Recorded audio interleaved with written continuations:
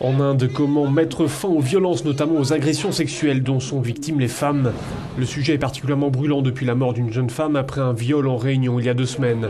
Depuis, les manifestations se multiplient un peu partout dans le pays, comme ici à New Delhi. Ces 2 hommes observent une grève de la faim.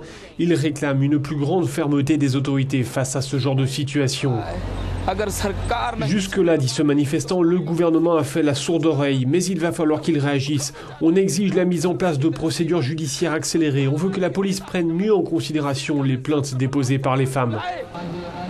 En Inde, les dirigeants politiques ont rarement pris position sur la question des viols. Depuis quelques jours, certains proposent leurs solutions.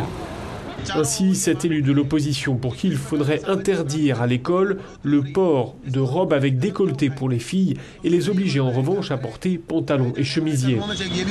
Une proposition qui provoque la colère de cette étudiante. Selon elle, ce n'est pas une question de vêtements, c'est une affaire de mentalité. Ce qu'il faut changer avant tout, dit-elle, c'est la mentalité des hommes. Selon la police, il y a chaque année près de 500 viols, rien qu'à New Delhi.